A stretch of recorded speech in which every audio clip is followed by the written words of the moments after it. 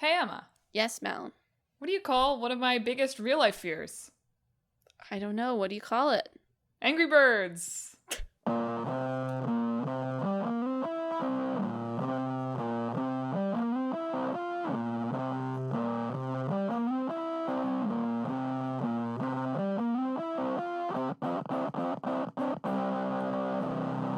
Hello, and welcome to Talk This. It's dangerous to podcast alone. I'm the birds have no fear of me, and so I must respect them. Host Madelyn. I don't mean the game, I mean real birds. Madelyn. I'm your tactical pigeon action host, Emma. And thanks for tuning into this week's show. This week, we're talking about Angry Birds. Heard of it? And No. also about Tactical Breach Wizards. Heard of it? You know, most of the times the birds are not angry at you.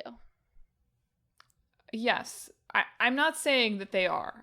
Like I said, I think that most of the time they have no respect for me. Yeah, which is almost worse. Yeah. Here's my alternate joke, but it's not structured in a call and response format. Okay. R.I.P. Alfred Hitchcock. You would have loved Angry Birds. I watched that movie this year. Good. I don't think you'd like it. I know. Those birds, they are angry. Yeah. Well, are there any pigs in that movie? I don't think so. Then it's worse. Has that movie been downloaded 5 billion times? Probably not. Has that movie been adapted into a movie with 2 sequels? There's been remakes of the birds, haven't there? Doesn't matter. Has nothing near the cultural cachet of Angry Birds. You're right. You're so right. Man, how did Angry Birds become... Sorry, okay, listeners, are you familiar with Angry Birds? Angry Birds is a mobile app game from Rovio Entertainment for phones, originally iPhones, then literally everything, right? That came out originally in 2009, and now it's everywhere. It's everywhere and everything. Angry Birds, one New York Times article said, is the prayer beads of our time. So make of that as you will. What does that even mean? It's like we hold on to it in times of stress, I see. right? The way you pull out prayer beads. Honestly, Angry Birds prayer beads would hit. Does Angry Birds have the same level of cultural cachet anymore? Hasn't it been consumed by Genshin Or Minions. or Minions? I feel like Minions and Angry Birds exist in kind of the same Yeah, they paradigm, do. at least in my brain. I was just thinking about like games, the types you're of right. things that. I don't know. I don't know if Genshin, like, you're right in terms of, like, pure mobile dollars, but in terms of, like, your grandma, I don't think so. It's true. So yeah, in Angry Birds, sorry, let me explain the game, just in case you're not one of the 5 billion downloads. I'll say this. As someone who is only recently a mobile gamer of anything, because I certainly did not have an iPhone in 2009. I don't know how much I've played Angry Birds. I'm confident that I have, but I was not addicted to it.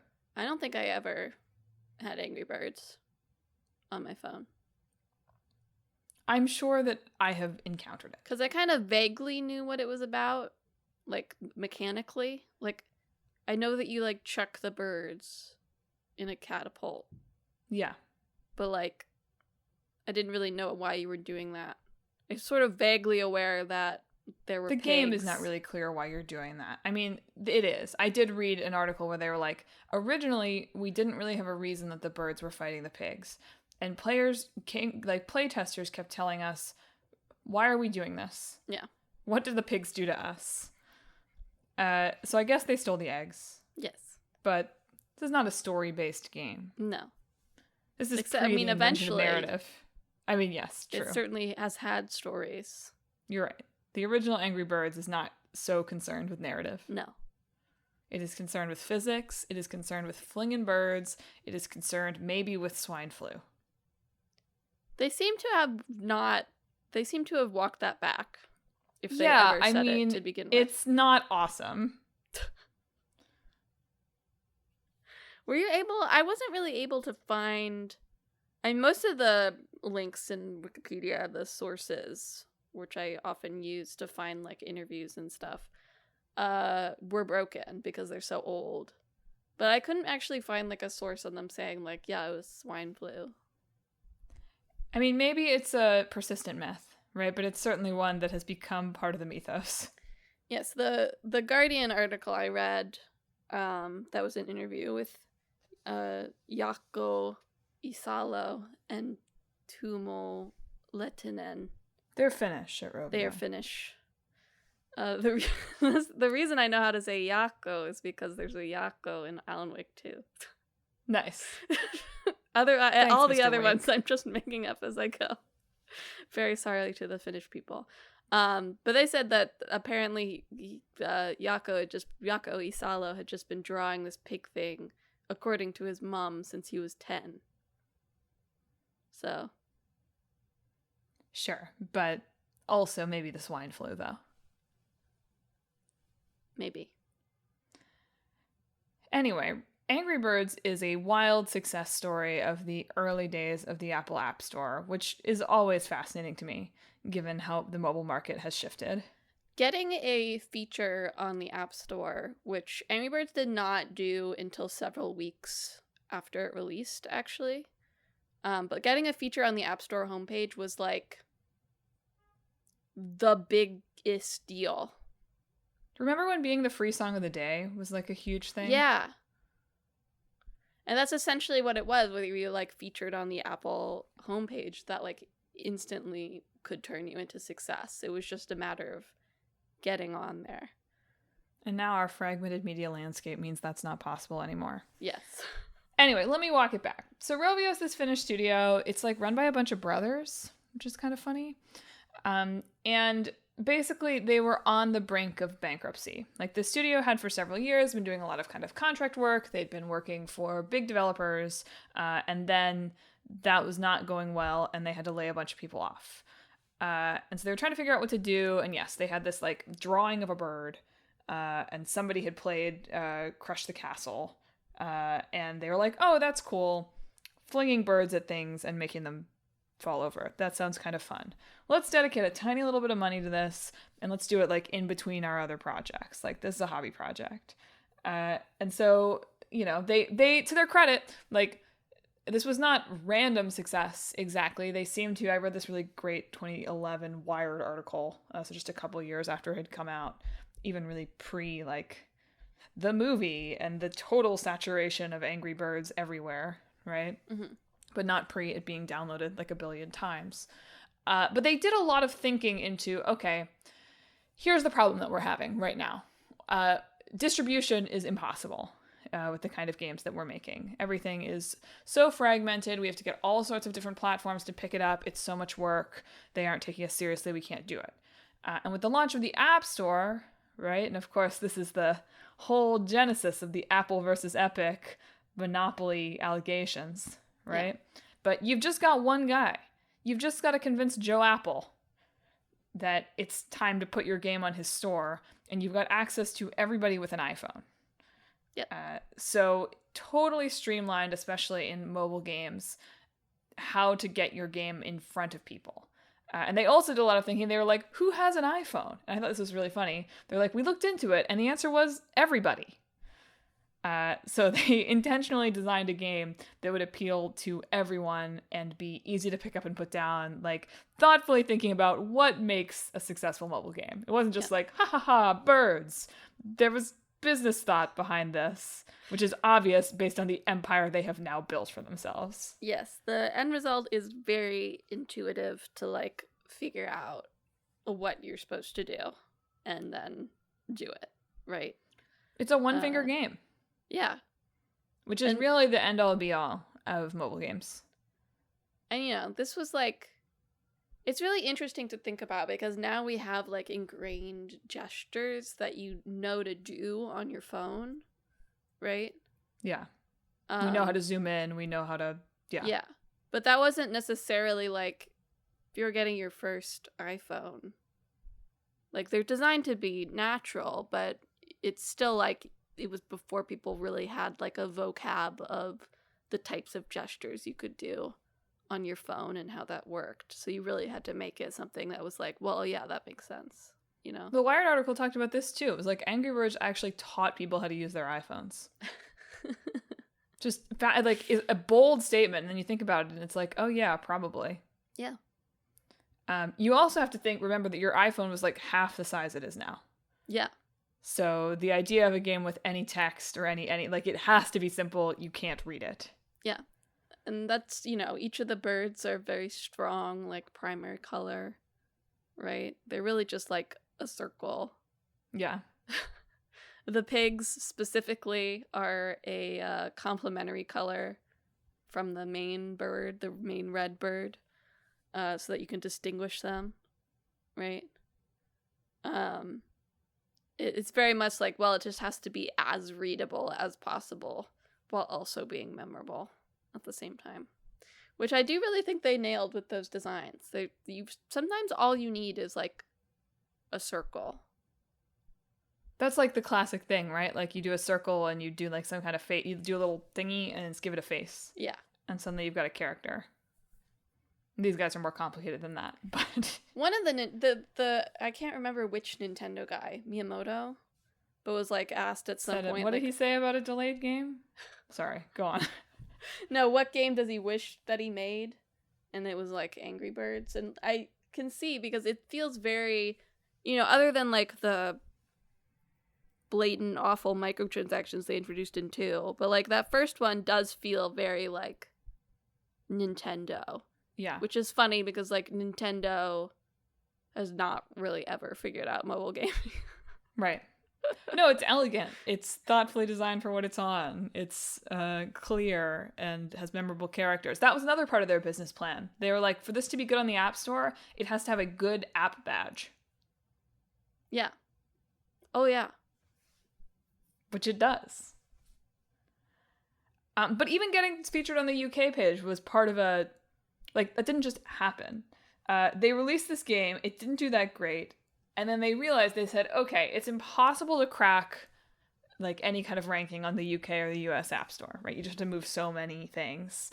That's not possible for us to do. So instead, they were like, you only have to do like 300 of them to be number one in Finland. You only have to do like 200 of them to be number one in Estonia or whatever. And so they like embarked on this conquest of the little app stores, which I guess then got them noticed by the folks at the UK App Store. And then it all snowballed like a bird from there.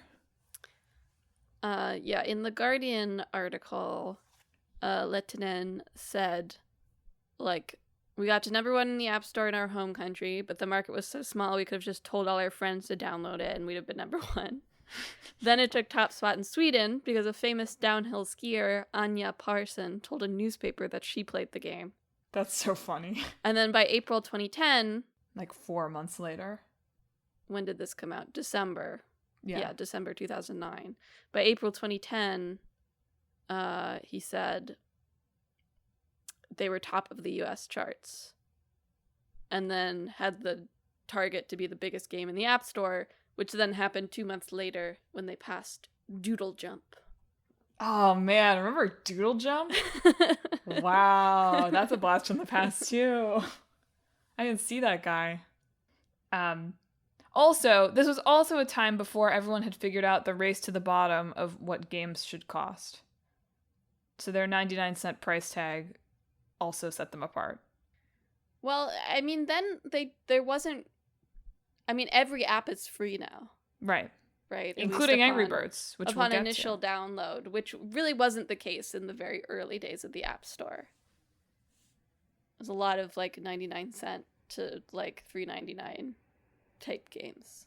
Did you see that they all had bird-related titles for a while? No, but that does sound very 2010s of them. Yeah, I know. I was like, oh, like Head Eagle is your title? That's toxic as hell. Like, please, don't let me do this. How did they do this? Not how did they get their one game. Like, then they updated it a lot. It got downloaded a lot. They made a Facebook version. I know. They made it for Facebook. God, remember that era, too? So many things gone by. Do they still have Farmville? Can you still play Farmville on Facebook? I'll look it up after this. Have we talked about Farmville? I don't know. I'd have to check. I feel like we haven't. Throw it in the hat. Zynga time. Oh, I've neglected to mention. Guess what Angry Birds is listed on? Oh, yeah. The Wikipedia Greatest Games of All Time list. Yeah, no surprise. Yeah. I mean, even if it wasn't, perfectly designed. Yes, very influential, very recognizable game. The series has been downloaded 5 billion times. Probably more. Yeah. They got a movie. They got 3 movies. They got 3 bad movies. Well, one of them hasn't come out yet, Emma. Oh, man. Really? 2027. Man. I'm curious if, like, the kids still play Angry Birds, What do the kids do now? Like, I don't know.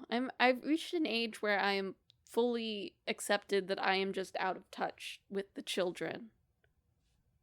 And I don't know anything about them. It's astonishing how many variations on Angry Birds there are. The mashup this week is going to be difficult because they have already made every type of Angry Bird game, more or less.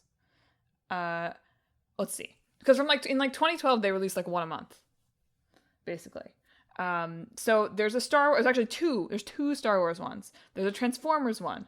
There's movie tie-ins. They almost made Angry Birds football and Angry Birds tennis, but they didn't. There's tie-ins. There's China only Angry Birds Coca-Cola and Angry Birds McDonald's. What are those? I don't know. I would like to understand. Am I flinging Coke bottles at pigs?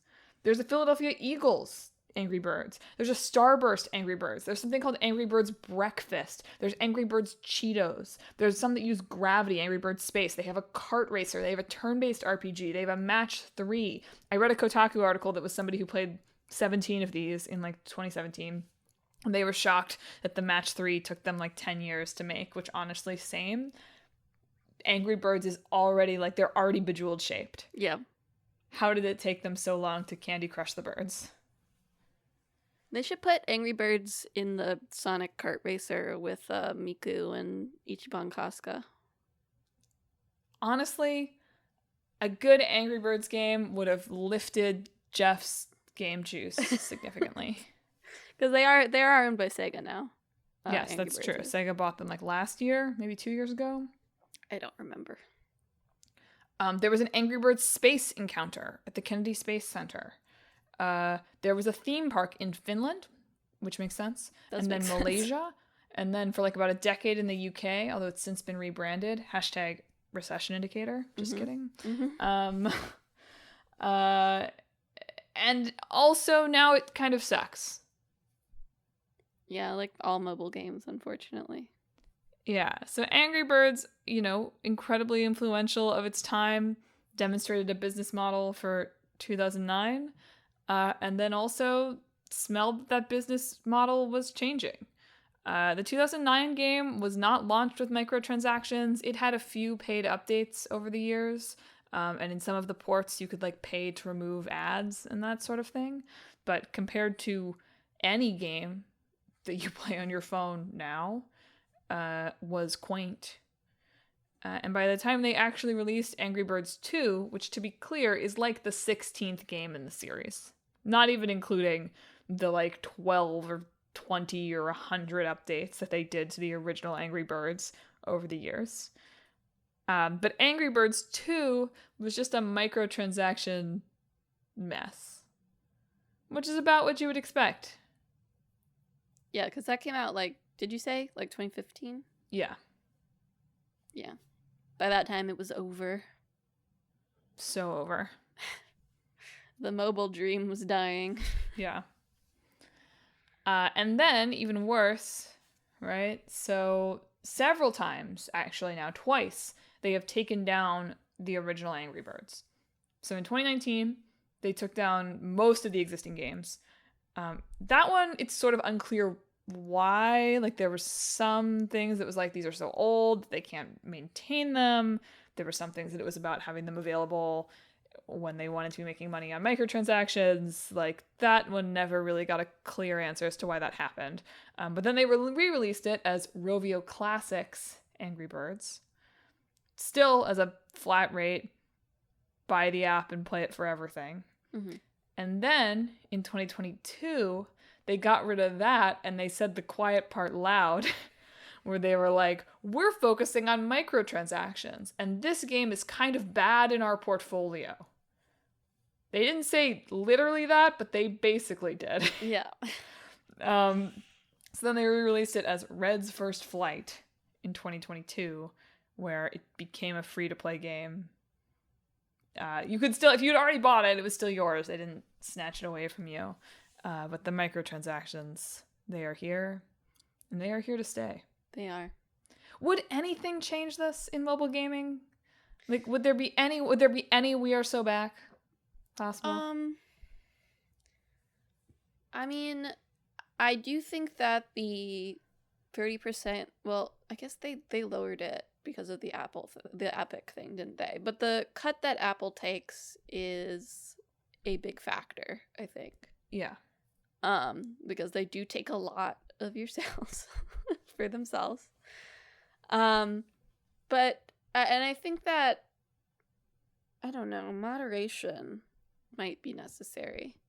At the same time, right? Because, you know, back then there was much more, I feel like, strenuous approval. Not that there's not approval processes now, but you still get so much like shovelware nonsense on every storefront now. No, it was genuinely curated. Yeah. When this game came out. That makes discoverability rather difficult, right? And also, in addition to, you know, it seems like your other option beyond like microtransactions is to get on like Apple Arcade, right? Because it's either best deal in gaming. Yes, best deal in gaming. Because it's either like you're making consistent money from your microtransactions, or you're getting like a lump sum or whatever the agreement is for being on like the streaming service. Right. I think are like the main options that you have on mobile alone right now. How many years do we have until the entire entertainment industry collapses? 2? Yeah, that seems about right. 2027 looking good. A few other like funny Angry Birds things, not so funny, political Angry Birds things, I guess. NSA says Angry Birds bad. Leaky. Yeah. The technical term. Not that Angry Birds collects, you know, real information about you. As many articles said, it's not like the pigs have your social security number. Right. But still, one of the kind of early heralds of, hey, these apps are harvesting info about when you play them and how you spend money. And that might be bad, especially for this game that kids like. Yeah.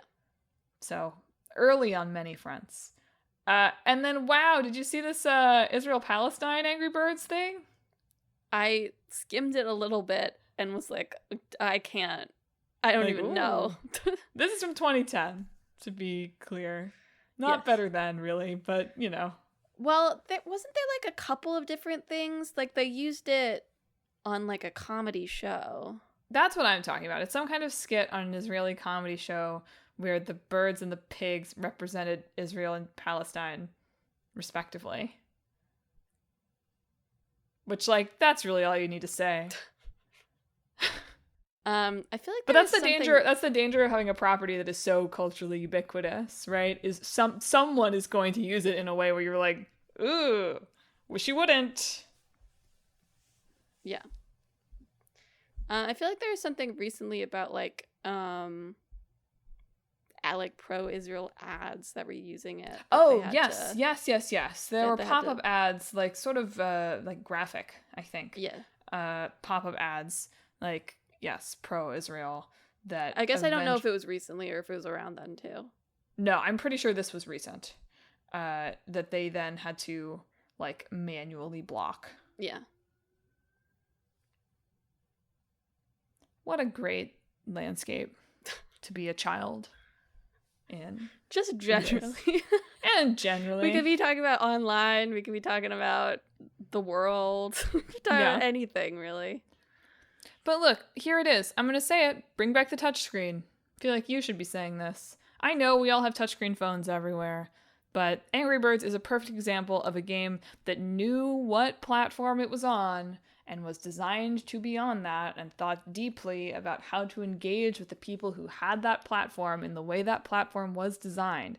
And because of that, they have several movies and they basically own Finland. So developers, that could be you. Does the Switch 2 have a touchscreen? I don't know. And it doesn't matter if it does. People don't play it that way. I always am wishing that my Switch, more games used its touchscreen features so that I could hold it in my left hand and do something else with my right hand. I almost never. This is not true. Sometimes when I am playing a game that's good for the train, I take it with me on a regular basis. But my Switch is almost always docked. So we are different, you and I. It's true. I never play my Switch docked ever. That's so crazy to me. Not even for Angry Birds. Here's my final Angry Birds thing. From this 2011 Wired article, at the time, users spent 200 million minutes every day, 16 years, 16 human years, every hour, playing Angry Birds. I don't like to think how long in the span of my life I've spent doing like a specific task. I think about that every year when I get my PlayStation Wrapped. I thought about it deeply when I saw how many hours I spent on Infinite Wealth. I was like, I know in how much time that was too. I was like, that's like a week. That's think about that. Week of the year. I don't think about I spent with them, and I don't regret it. But no, I do. I think in some ways it's good that I didn't wire myself to be a mobile game person. Yeah. Because, like, thinking about this, I'm like, oh, I could see how, like, the Angry Birds itch would get me in the same way that roguelikes kind of get me now. They're like, one more level. I could do this better. F those pigs. You know? Well, in the same way, like, it's meant to be, like, commutable, right? Yeah. That's why levels are short in especially early mobile games, because it assumed that you could be get off on your stop at any point. Back when we went places. Those are the days. And I gotta hand it to him. It's popular. Is there a reason that it is literally everywhere? That is baffling to me. But it's pretty darn good mobile game. We love a sphere. We love a sphere. Okay, I'm throwing back a little bit. Speaking of F them pigs. Right? Sort of. Right? Kinda. Actually, specifically avoiding that topic, I feel like, is the... Speaking of, she's we're not a PI. equipped to discuss that in our game. Speaking of, we don't think we can handle this. This game isn't suitable for this topic. Tactical Breach Wizards. Tactical Breach Wizards. Speaking of pushing people out the window. The Angry Birds would do that if they had limbs. They would. So Tactical Breach Wizards came out last year, 2024. It's a turn-based tactics game, kind of XCOM-y, from Suspicious Developments for Windows. Specifically, Suspicious Developments is the company of developer Tom Francis. Also, notably a former games journalist who made it out before it really became a hellscape. Yeah. Tom saw the writing on the wall. Tactical Breach Wizards was specifically born out of Francis playing XCOM 2, a game that he loves, but also thinks has some really big problems. That it has a lot of, like, unfairness and sort of randomness, that you can lose a character and it feels like it's not because of something you did, right? And so they sort of just approached Tactical Breach Wizards as like a I fixed Fix it. I fixed XCOM 2 With wizards. with wizards. So yeah, it's kind of a Tom Clancy espionage thriller that's also a comedy with like, you know, the kind of like fantasy city grimy whatever trappings. Yeah. There's a game developer interview again with Tom Francis, and he said that the title Tactical Breach Wizards came from when he was working at PC Gamer, and people working there were joking about what a fantasy version of military games would look like, because it was around the time, like the peak military game time. Not that we've ever left that, but like the intense peak military game time. And that's where they came up with the name Tactical Breach Wizards. I have to recommend that people go back into the archives and listen to our like games and patriotism or whatever podcast. I feel like that's a high watermark for Talk This. Yeah. That was a good side quest. It was. I think that's 2021 we did that. I can remember where I was. So go listen to it, people. Dig it out. Yeah. In every PC Gamer article about this game since then, though, they're like, nobody at PC Gamer remembers this. He's like, he says that he joked about this. None of us remember that. Seems plausible, but no memory formed. That's funny. Yeah. And sometimes you remember things that other people don't, so. Yeah, I know. This happens to me all the time. Anyway, in Tactical Breach Wizards, you control a bunch of wizards. Who are also, some of them, part of the military or former military or whatever. So, your, I guess, sort of main character is Jen Kellen, who is a private investigator and a storm witch. And she gets wrapped up in her old friend's Navy Seer Van Vesker. That's what it was. I played this, and I talked about it on the show, and I couldn't remember what the Navy SEAL pun was, and it's Navy Seer. Pretty good. Because he can see into the future for, like, a few seconds, essentially. And gets wrapped up in her old friend's Zan Vesker. I almost said that backwards. Like Van Zesker would be a good name too. His old friend is doing something shady, and so they get wrapped up in an investigation that brings them like world crossing, getting involved in like taking down a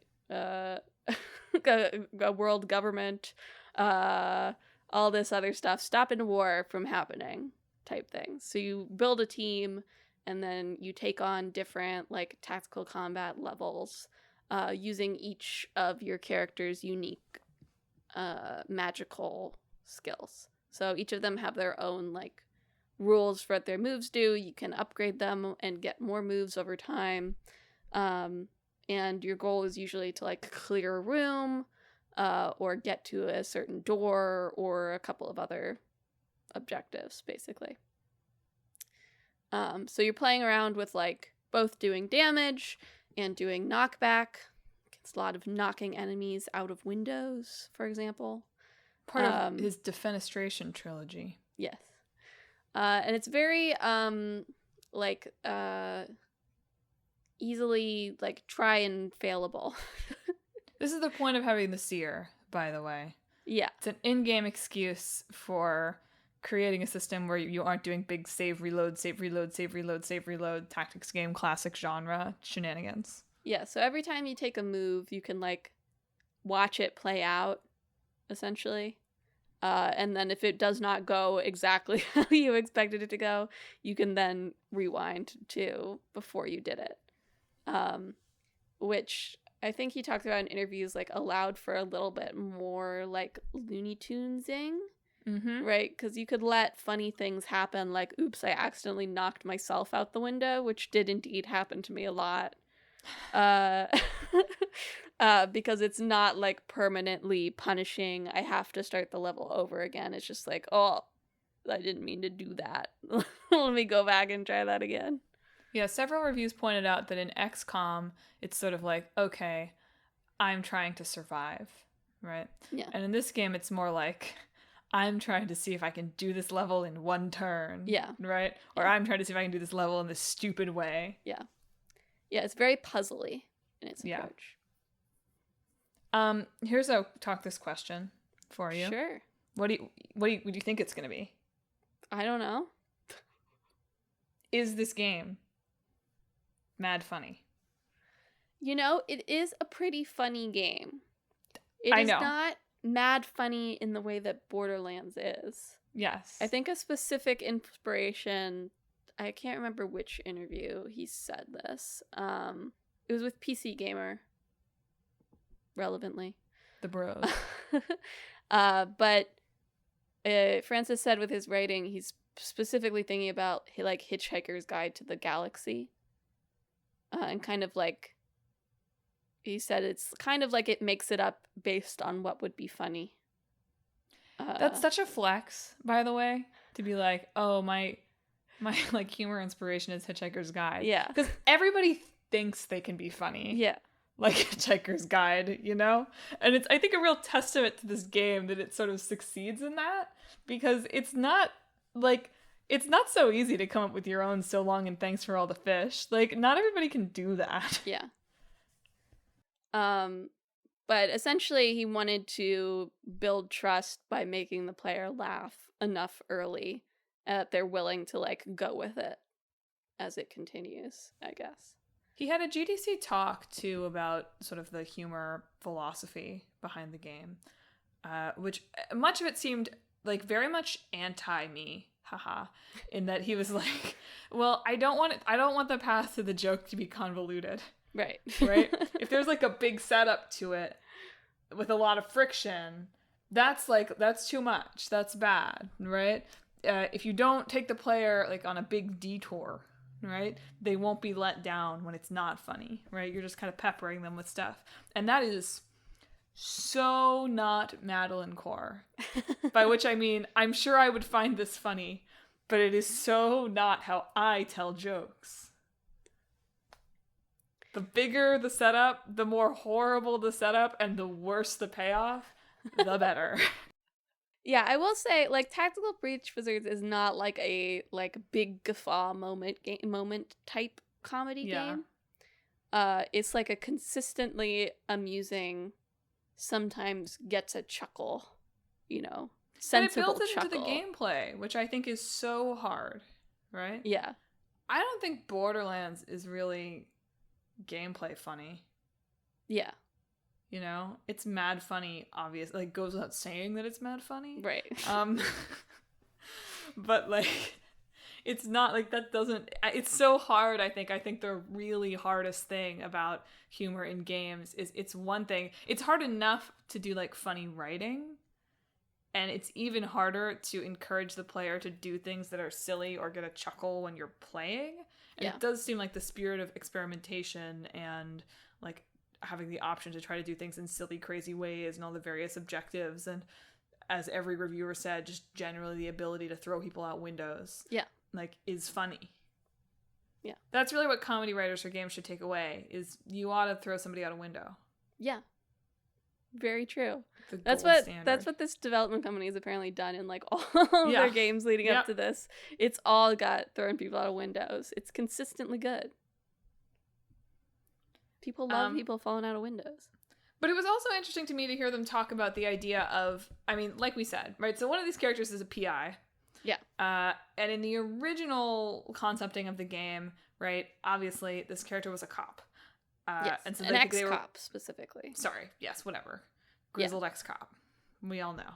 The rogue cop who has to turn in their badge so they can pursue real justice or whatever archetype. Great trope. We love that trope. A lot of great stories around that. But they were developing this game through 2020, right? And so like through, all of the protests and that sort of thing. And so like became clear that, they're making this game too that is in a genre and they talked about this as well. They were like, okay, we're making this game that is a genre, like it's Tom Clancy, so it's got to feel like, this like Tom Clancy story, and it's a military game, right? And so it does have to feel like that. It would be weird for us to make this game in this genre and have it not like use that vocabulary, right? But at the same time, they were troubled by the idea of, hey, like we said at the beginning of talking about this is not really a game that's like equipped to grapple with police brutality or whatever. So, the character is not a cop because they decided that like many of the things this character does are not like they weren't interested in like having that meta conversation in the game. And similarly, they were like, this is a military game, but we don't want this to be like it's cool to kill foreign people military game, which is basically the essence of Call of Duty. Yeah. So they had to like think about how do we keep this vocabulary while like punching up instead of punching down. Yeah.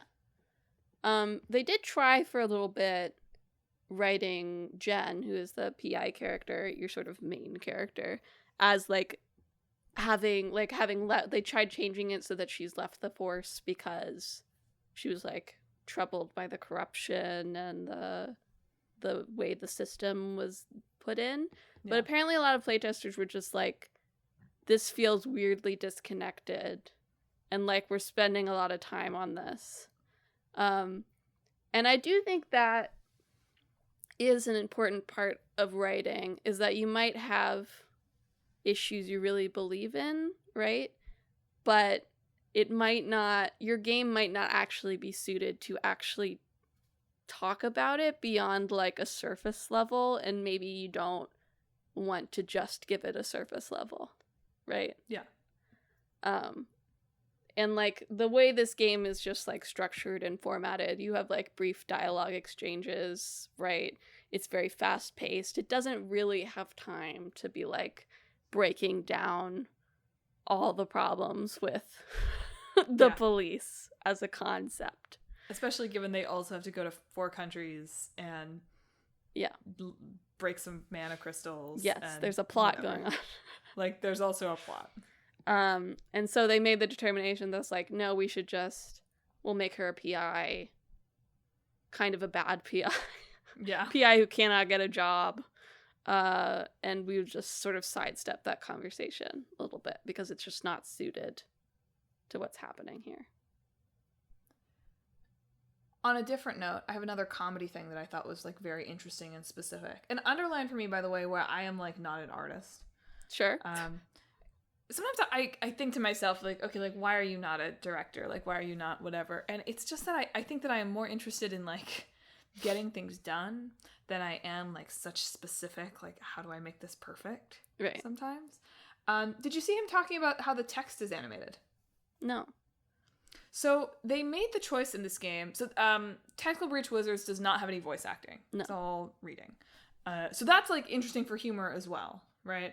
You don't have anybody to be like, hey, hubba hubba, in the style of any Marvel movie ever to let you know they're telling a joke, right? So the humor is all in reading. And as we have talked about a lot lately, gamers do not like to read. No. So interestingly, they made the choice in this game not to animate the text to come up letter by letter, as it often does, or sentence by sentence, but instead to animate in word by word, which allowed them to like animate some comedic timing into the text, which I thought was so interesting and also so granularly specific in a way that I simply cannot fathom having the thought about. A good pause in a text box can be very funny. Yes. This is lessons for game developers here. Windows, pause in text joke. That's all you need. Maybe both at once. Yeah. And of course players can still mash through it and totally miss that, but it's interesting. There's also frequently options in conversations where either you can like explore a few different like dialogue options if you're curious about more of the story, but there's also always like a okay, let's go ahead now type thing too. There's also these optional things called anxiety dreams that was unlock so funny throughout the playthrough for each of your like recruited characters, which you don't have to do, but if you do them, you get like extra abilities for the character in question. So it's like a series of like challenge rooms for you to go through. And also get a chance to go a little bit more into each of the characters' heads. But again, if you're not really too interested in that, you're free to just go back to continuing through the story as well. But there are more like extra levels that you unlock as you go through too. There's a level editor built in, so you can make your own levels if you want to. That's comedy gold right there too. Yeah. In the like deluxe edition, they also added like a whole bunch of developer commentary, which you can find in each of the levels and listen to. And then when you're like, actually shut up, guys, you can throw it at an enemy to deal 1 knockback if you would like. Good stuff. Okay, I have one more question for you. Yeah. Rock Paper Shotgun's review said this. And it's something that resonated with me of, oh, like that's a good way of describing what I sometimes want from the end of the game. The ending missions prioritize story set pieces over the final exam gauntlet I was hoping for. I found the phrase final exam gauntlet to be highly Madelyn core. It's interesting. I mean, yes, I don't know if there's a final exam gauntlet, but the last fight is the person that you're going up against is like a teleporter and also like a seer. Sure. So in your last fight, she is looking ahead at what you're doing, and you essentially have to trick her into taking damage. Interesting. By setting up various moves in advance. Like, that's what she does. She swaps places with one of your party members when you attack her. So you have to figure out a way that when she swaps, she still takes damage, essentially. But also, and ideally, you're not hitting the party member that she's swapping with as well. So it was definitely a more grueling puzzle thing than I felt like the rest of the game was.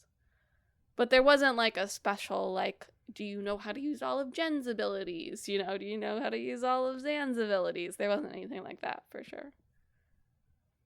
But I do think that's sort of where the challenge levels come in, right? Sure. There are a lot of extra levels that you can do if you are really interested in doing more of the gameplay. It is pretty, for something that's pretty fast and breezy, it is pretty story heavy of a game.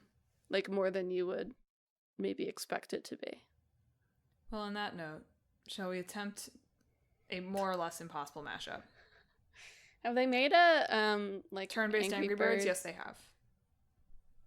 Like a strategy game or just like a? Oh, it's a turn-based RPG, so maybe not an Angry Birds strategy game. They could have. I could have. It's very possible. It's possible there is one, yeah. But we could do that. It is so against the ethos of what you actually want from Angry Birds. That's so. We were like, oh, it's so elegant. One finger, so intuitive. And we're like, actually, let's make it menus. Yeah. That New York Times article where they were like, Angry Birds is prayer beads, also compared it and made it was like this generation's Tetris. And so I will raise the Tetris conundrum of Talk This, which is to say that Angry Birds, not taking the extended universe into account, is in fact so simple that it is classically hard to mash up. Well, I think like there's a market for like a bird like tactical game, like a bird person tactical game. Expand that a little bit. I don't know. The furries are out and about. Okay. They're ready to go. I can't believe your mashup idea is like hot birds. So I think you could do like a medieval type tactical game with like yeah, with like hot bird people. I can't believe you're like, remember the hot eagles from Animal Crossing? Like, how about that? What's that like edgy like the owls of Gahoot or whatever? Guardians of Gahul? Guardians of Gahul? Is that edgy? I don't know. It's edgy like Warriors is edgy.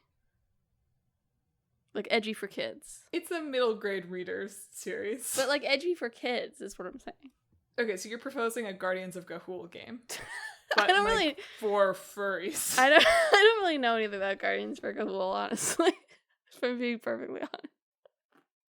But I'm just saying it makes them like sick as hell bird people and like make them fight and talk about like I don't think they should the be sick nature as of hell. life. I don't want to take the swine flu thing and turn it into bird flu.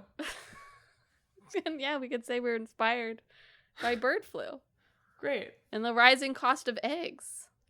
Yo. The pigs are stealing the eggs. Newly relevant. What's that fake Final Fantasy Tactics quote? A delayed game is eventually good. Yeah, that's right. That's it. That's the one. I don't know. It was something like a fine is punishment only for poor people or something. More elegant than that. Okay, I'm gonna say something spicy and bold. Okay. I think What the Golf is kind of the mashup here. Okay. Like, takes the... Not funny. Yeah, it takes the physics-based, Angry Birds of it all, and adds the kind of, like, lowbrow, highbrow combo humor of, I almost said of XCOM, but that's not what we're talking about. Oh yeah, XCOM's lowbrow, highbrow humor. Yeah. That's what the series is known for. Yeah, that's a spicy take, but I do think What the Golf could be considered a mashup. I see it. Am I just saying that because I played it on Apple Arcade? Maybe, but no, it's hard because Angry Birds is already sort of funny. Like, it would be one thing if Angry Birds didn't already have a sense of humor, but it kind of does. Yeah. There's not enough window breakage. Okay, so we could do Angry Birds, but it's just somebody throwing baseballs at windows. Is that the idea? Sure. Just vandalism. Vandalism. That would be cool. You kind of take the anti-fascism of Tactical Breach Wizards and be like throwing things through fascist windows. How much damage can you do? You're flinging birds at Nazis. With a bird. Yeah. Exactly. I think people would buy that. I think if I did a 99-cent mobile game where I was like, throw stuff at Nazis. Yeah. Break their windows. Get some good coverage on what game sites are even left. But we would get some good game coverage. We could get the TikTokers on it. We could get the variety streamers on it. Yeah. I think there's something there. Yeah. If there's one thing that unites the gamers, no it isn't. But it is... Nope. punching Nazis. Hitting Nazis with shovels in some way. Unfortunately, it's not something that unites the gamers. Unites the true gamers. The ones with the true gamer soul. That Jeff harvests each year. That is horrible, horrible. Little summer games. I think Hot Guardians of Gahul is still the best idea here.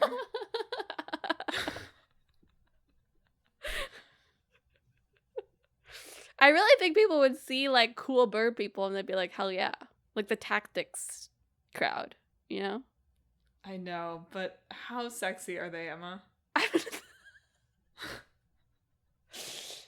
Again, judging by Summer Games Fest, the people want butts in the screen. Okay. Do birds have butts? You know who I should actually? Yeah, you're right. I Tail should get feathers. Have you seen Tommy Siegel's Extremely Accurate Birds? It's that. Yeah. That's the game you're proposing. Okay. Good. I had never realized his last name is about birds before. I hope he's thought about that. Anyway. It's not spelled like that quite. I know yeah, it's not, but I it. said it out loud. I was like, oh, that's funny. Yeah. All right, we've done We've saved mobile gaming. with the sexy bird people. Sexy birds, that's what we'd call it. We would not call it sexy birds. Why not? Makes reference to a known intellectual property. These birds ain't round. They're round in all the right places. Stop it. Stop it. Stop it. Well, on that note, close the show. Turn it off. To another episode of Talk This. It's dangerous to podcast with Madeline. That's mean. Do you think Sexy Birds is the killer app? How do we throw these sexy birds out of a window? Do you think Alfred Hitchcock would like either of these games? Do you think Miyamoto would like either of these games? He likes Angry Birds. If you have thoughts about this or anything else we talked about this week, hit us up on social media. We're on Facebook, Instagram, Blue Sky, and YouTube at Talk This Podcast. You can also visit our website, www.talkthispodcast.com, where you can read all about the show, check out the games in the hat we're about to pull from, and read our blog. You have an Inside Llewellyn Davis blog, which I saw did. Today. My new replay review is up. Does he play video games in that movie? No, my replay review is for all things. I was just curious. I don't know. He doesn't play any video games. It didn't seem like totally out of place that he could actually. When did that movie come out? Like 2010. Do you think Llewellyn Davis canonically later played Angry Birds? No, he did not have. He does not take place in 2010. You're right. It doesn't. I forgot about that. I should have replayed it. We saw that in theaters. We did. Anyway, read that blog. But most importantly, I got so distracted. If you enjoy the show, pre-order Sexy Birds. No, if you enjoy the show, you ought to subscribe to Apple Arcade, where you'll find Sexy Birds. No, you can subscribe on Apple Podcasts, YouTube Podcasts, TuneIn, Spotify, Pandora Podcasts, online and on the app, Overcast, Pocket Casts, wherever you can find podcasts. Subscribe to Talk This, so you never miss an episode on Sundays at noon. Next week, it's my side quest. I mean, it's got to be about being ancient, right? I've contemplated aging mechanics in games, but I'm afraid we've done that. I'm afraid that I think about that every year on my birthday. And so I'm afraid we've done it. I don't know. We'll have to look. Games about feeling like you're old and washed up. No. Games I could do party We're thinking games. of great ideas like Sexy Birds. How can we be washed up? You're right. The best is yet to come. Oh, that'd be a good tagline. Emma, pick the games. I'm going to try to think of a good Sexy Birds tagline. For our old game. I'm going to keep that. This podcast is not explicit. I'm going to keep it myself. For our old game in 2 weeks. Woodpecker. We'll be talking about Kerbal Space Program. Nice, okay. And for our new game, we will be talking about Skin Deep. Look forward to that in 2 weeks. Mid-June. Heck yeah. Really late June. Mid-June. Mid to late. Mid-late June. Look forward to us debating that in 2 weeks. That's it for this week's show. Think of your own Sexy Bird taglines and send them in. Please. We need help. We need some word of mouth here. Word of beak. But that's it. Emma, sign us off. This week, I hope we can all banish the sexy birds from our minds.